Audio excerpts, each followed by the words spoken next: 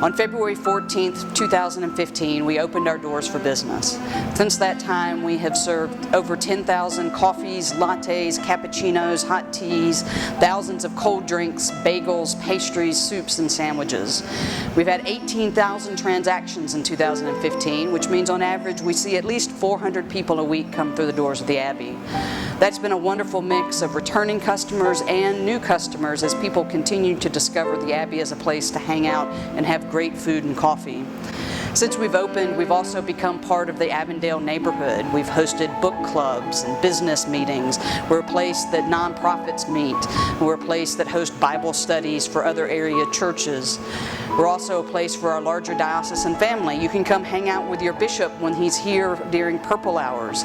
We've hosted vestry retreats, EFM holiday parties, Curcio reunion groups, meetings from different commissions or groups from the diocese. A place where folks come and study, hang out, a place where we feature a new artist every month. We have music, poetry nights, and we have a group of young adults that meets every Wednesday night for Compline. We have a wonderful staff of baristas that is very much part of our ministry of hospitality to the neighborhood and to the church.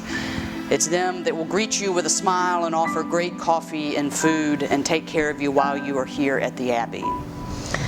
When Jesus set out doing his ministry, it is said that he went out proclaiming the coming of the kingdom of God, which meant that he and his 12 disciples, which were the community that he surrounded himself with, were a community that were constantly and always on the move, redefining what it meant to be Jewish and redefining what it meant to be faithful ministers of the gospel. By being a community that was always on the move, Jesus and his disciples were redefining what it meant to go out and be among the people of God.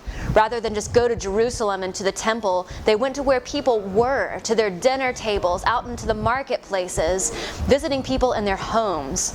And that's what we're trying to reimagine and rediscover at the Abbey, is that we're in a similar culture now where the status of Christianity is uncertain. And we feel like we're becoming a church that is consistently more on the move, redefining what it means to be a minister who maybe both preaches the gospel but also sits with people and drinks coffee, maybe even makes coffee on occasion.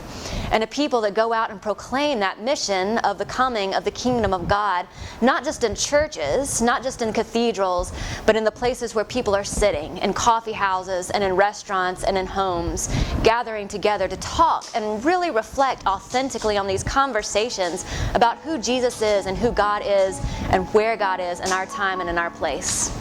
For me, as the vicar of the Abbey, one of the coolest things about this coffee shop is walking in and overhearing some of the random and often spontaneous theological conversations that happen here. It's really cool to see baristas talking to each other, customers, priests and deacons about all kinds of theological issues. We also do that in more formal ways by our theological debate series called Small Thoughts on Large Matters, which we have monthly. We've also got a group of 17 young adults who are enrolled in EFM on Wednesday nights.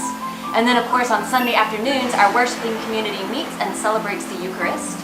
In the last 8 or 9 months, we have celebrated 4 baptisms, 2 confirmations, and 2 receptions, which has been a fabulous way of conveying to our whole family that the Abbey is not just a coffee shop, but also a church.